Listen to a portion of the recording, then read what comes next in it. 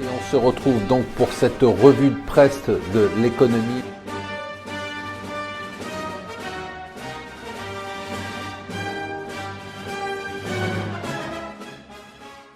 Bonjour et bienvenue sur Mon Financier pour le Morning Zapping du jour. Nous sommes le jeudi 16 mai et c'est très intéressant. Il y a un article, un dossier en fait sur le New York Times que j'ai repris en partie sur le nouvel affrontement entre Amazon et Google. Et c'est intéressant parce que bon, ces deux groupes dont on se disait qu'ils avaient finalement chacun leur ligne de métier, bon, Amazon avec le web service et puis surtout l'e-commerce, et puis Google avec le marketing digital, la publicité, le moteur de recherche.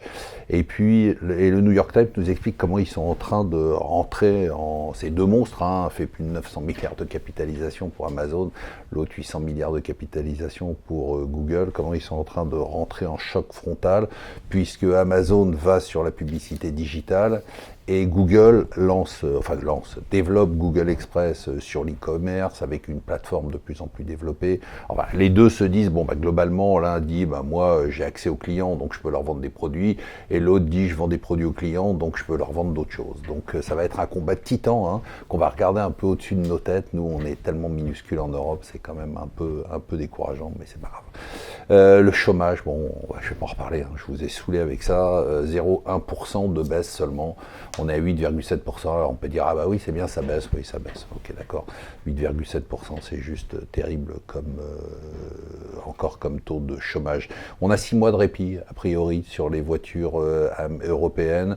C'est-à-dire que Trump se dit, je peux pas mener tous les combats en même temps, donc il s'occupe de la Chine pour l'instant, et pour l'instant, il s'occupe pas de nous. C'est-à-dire que sur les industries, l'industrie automobile, il va pas mettre de surtaxe sur les voitures, les importations de voitures européennes, donc pour l'instant, on est tranquille. Sacrée Angela, elle ne mâche pas ses mots. Pour elle, il y a vraiment un problème de confrontation entre Macron et elle, avec une différence de mentalité, et j'adore le terme, une différence dans la compréhension de nos rôles. C'est vrai que un rôle de dirigeant à l'allemande, c'est pas un rôle de dirigeant à la française. Elle n'a pas compris que Emmanuel Macron voulait être dans un régime monarchique comme tous les présidents de la République. Le disque rayé, on vous l'a dit hier, c'est-à-dire que c'est Theresa May qui redit qu'elle veut présenter son plan Brexit une troisième fois devant le Parlement, et puis c'est à nouveau les gens dans son parti qui veulent la virer. Ouverture de Vivatech avec des articles dans toute la presse pour dire que la France est devenue une start-up nation et que la French Tech est une success story. Pas de commentaires.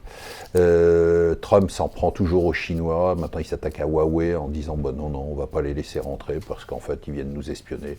Et finalement, il a pas tort.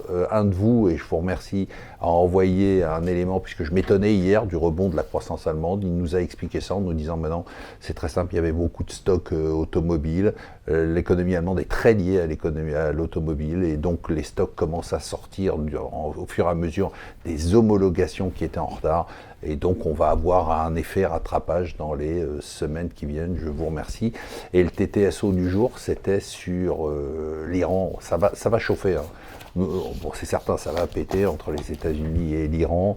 Les États-Unis veulent y aller, donc ils vont pas envoyer des troupes, bien évidemment, mais on peut avoir des frappes.